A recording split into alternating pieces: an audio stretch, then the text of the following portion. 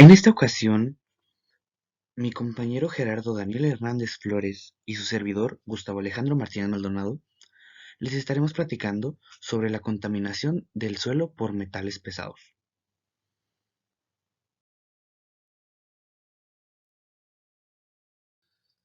Pues bueno, para ir introduciendo a este tema, según explican Huertos y Romero en su trabajo de contaminación de suelos por metales pesados, el suelo se va a formar por una interacción entre la atmósfera, hidrosfera y la biosfera sobre la superficie de la geósfera, y que además esta va a ocupar la interfaz entre la geósfera y el resto de sistemas en lo que es denominada la zona crítica, la cual es la zona más dinámica de la superficie. Esta zona crítica terrestre va a hacer referencia a la capa de kilómetros de anchura que va a ocupar la superficie terrestre, que va a ser limitada por la superficie donde se encuentra la vegetación y por las profundidades del subsuelo, que es donde van a circular libremente las aguas subterráneas. También estos mismos autores nos explican que el fenómeno de la meteorización química y la mecánica de las rocas y también ciertos procesos microbiológicos son los que nos van a influir en la producción del suelo. Según continúan explicando estos autores, la presencia en los suelos de concentraciones nocivas de algunos elementos químicos incompuestos es un tipo especial de degradación al que se le va a denominar contaminación. Y los contaminantes que aquí actúan tienen dos fuentes, una fuente geológica y fuentes humanas, por lo que se les ha clasificado como geogénicas o antropogénicas. En el caso de las antropogénicas, pues son todas aquellas que resulten de la actividad industrial, de la actividad agrícola, de la actividad minera o de residuos residuos sólidos urbanos. En cuanto a lo geogénico, pues puede ser los resultados de las actividades volcánicas, del lixiviado de mineralizaciones. Y de hecho, a la derecha muestro dos imágenes. La imagen superior corresponde a una porción de suelo con residuos mineros, lo cual esto conlleva una grave contaminación del mismo. Y en la parte inferior muestro una imagen de, según nos expone el autor, es una secuencia de capas sedimentarias ricas en arsénico. Este arsénico no lo puso un ser humano, este arsénico ya vino, ya estaba ahí desde hace mucho tiempo en forma de minerales. Sin embargo, estos minerales de arsénico pues van a ser capaces de contaminar aguas, de contaminar y dañar organismos y pues de incluso afectar el propio suelo. Entonces, los contaminantes que se hablaron en la diapositiva anterior son eso, contaminantes, porque tienen una cierta toxicidad. Y la toxicidad la vamos a definir como la capacidad que tiene este material, este elemento o este compuesto, de afectar adversamente alguna función biológica. Los materiales como estos, que poseen cierta toxicidad, no tienen un origen biológico, exceptuando el caso de las toxinas que provienen de bacterias, de hongos, protozoarios, eh, otros organismos, ¿no? Eh, Estos son generalmente antropogénicos. Y los contaminantes pueden abandonar un suelo por volatilización, disolución, lixiviado o erosión y pasar a los organismos cuando pueden ser bioasimilables, lo que normalmente ocurre cuando se encuentran en una forma más o menos soluble. Entonces, la posibilidad de que un elemento contaminante o no quede libre y pase a disolución en un suelo se le va a llamar disponibilidad. Entonces, la biodisponibilidad va a ser el grado de libertad en la que se va a encontrar este elemento o este compuesto de una fuente potencial para ser capturado por un organismo, ya sea de manera ingerida o absorbida. Otra cosa que hay que mencionar sobre esto es de que pues el efecto suele ser negativo, sin embargo también puede ser indiferente para un organismo específico. Y como se mencionó, la biodisponibilidad de un elemento va a estar en función de la forma química y de la forma física en la que se encuentra en el medio. También va a estar en función de la capacidad de los organismos para absorberlo o ingerirlo. Ahora, en cuanto a metales pesados.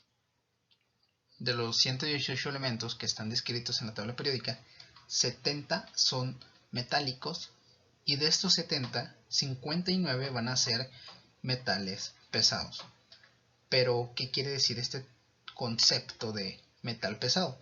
Bueno, pues serán metales pesados todos aquellos que tengan un peso atómico mayor al del hierro, es decir, 55.85 gramos por mol.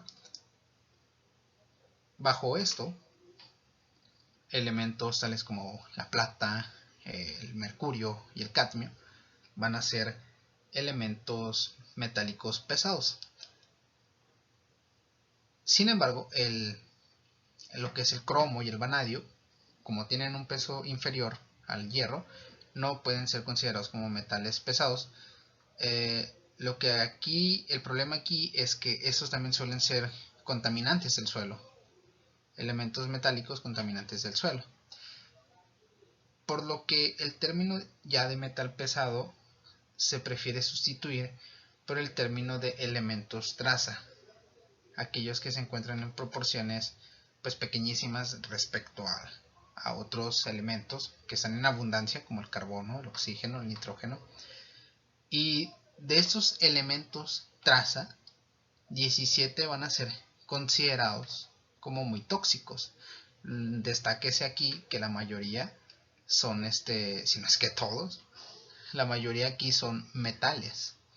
Por ejemplo, la plata, el arsénico, el bismuto, el cadmio, el cobalto, el cobre, son considerados muy tóxicos y están presentes en el suelo.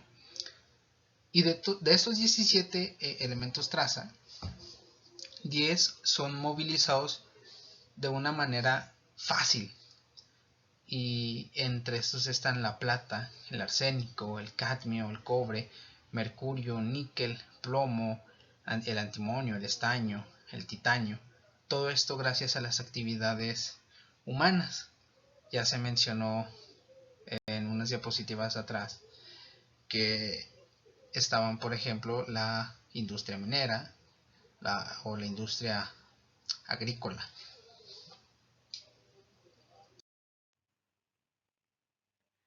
Se encontró una investigación llamada Contaminación por metales pesados en el suelo provocada por la industria minera, realizada por la Universidad Nacional Agraria La Molina, Lima, Perú, en Chihuahua en el año 2006, más específico en San Francisco del Oro, que se encuentra al sur. Cuenta con una industria minera con una presa de Jales, donde a sus alrededores se realizó un muestreo de suelo de 30 muestras a distintas profundidades, de 0 a 40, de 40 a 60 y de 60 a 80, en 10 sitios distintos con una distancia de 300 metros. A partir de estas muestras se utilizó la técnica ICP, por sus siglas en inglés, en español sería la espectrometría de masa con plasma acoplado inductivamente. Es una técnica de análisis multielemental que permite determinar y cuantificar la mayoría de los elementos de la tabla periódica a nivel de traza. Esto se utilizó para determinar la concentración de los metales presentes en el caso de las muestras con más concentración. En cambio, las muestras con menos concentración se utilizó la técnica de absorción atómica. Los metales encontrados fueron arsénico, plomo, zinc y cadmio. Las muestras se dejaron secar a temperatura ambiente durante 3 días. Después se tamizó a 80 micrómetros. Se tomaron 0.5 gramos de muestra y se colocó en un vial de teflón de microondas. Posteriormente, se adicionó 4 mililitros de fluoruro de hidrógeno, 1 mililitro de ácido clorhídrico y 5 mililitros de ácido nítrico. Estos se pesaron en un digestor de microondas por 50 minutos a 120 psi y se agregó 2 gramos de ácido bórico en cristales. Según el artículo, varias citas como la USEPA, EPA y NOM afirman que el límite permitido varía entre las 100 y 1000 partes por millón de arsénico, cuando en la tabla 1 se puede observar claramente que esto rebasa en casi todos los aspectos. También mencionaba que en hijo lo máximo que se permitía era 35 partes por millón, lo cual en efecto estaría muy por encima del límite. Ocurre algo similar con el plomo. Como se puede observar en la tabla 2, las concentraciones no bajan de las 100 partes por millón, lo cual, según las citas como EPA y USEPA, el límite máximo es 100 partes por millón, lo que quiere decir que lo clasifican como un lugar fitotóxico. A su vez se menciona que el lugar de muestreo está en una zona escolar, por lo cual los límites son más estrictos y esto supone un daño excesivo para los infantes y adultos mayores. En el caso del zinc es algo parecido a los dos metales pesados anteriores. El rango de concentración es de 230 a 12.050 partes por millón, que se puede ver en la tabla 3. Según las citas del artículo, se considera que un lugar es fitotóxico cuando oscila entre las 200 a 400 partes por millón, por lo que el nivel de toxicidad es extremadamente alto en la mayoría de los casos que está cerca de la, del área minera. En cambio, a todos los demás metales que se encontraron en las muestras, el cadmio se encuentra a menor escala y tiende a haber más concentración en las partes superiores, o sea, en las primeras capas, por lo que podría generar un riesgo hacia la población y la contaminación de aguas superficiales. En el artículo habla de que el límite permitido por la EPA 1992 es de 2 a 10 partes por millón en el suelo superficial, por lo que la tabla 3 da a entender que las distancias más cercanas a la mina, en este caso, son fitotóxicas y podrían dañar a la población, lo cual no es factible. Esto da a entender que es algo grave para el país, debido a que en Herrera 2012 se habla de que todos estos lugares en los que hay operación minera, o hubo en dado caso, porque se estima que la operación minera en México empezó desde los 1600, y que a su vez, pues claramente, trabaja con metales pesados, incluyendo a San Francisco del Oro, que como ya vimos está muy por encima de los niveles normales, nos da una cita que voy a leer así textualmente para dar contexto.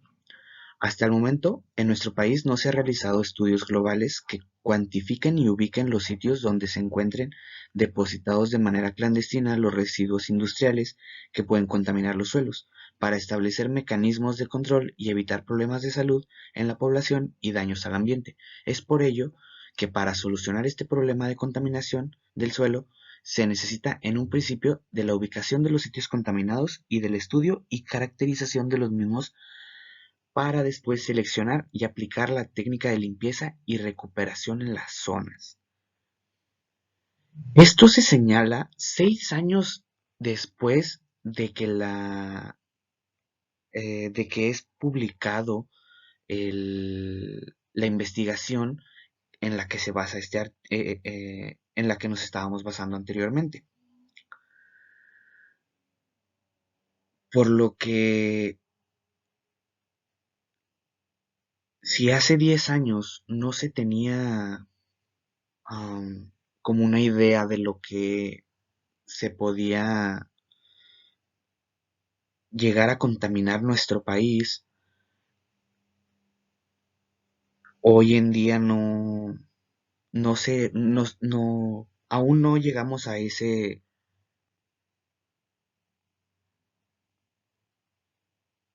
aún no llegamos a poder entender cómo es que está de contaminado nuestro país debido a la extracción minera. Bueno, la extracción de las minas y, ， Es todo.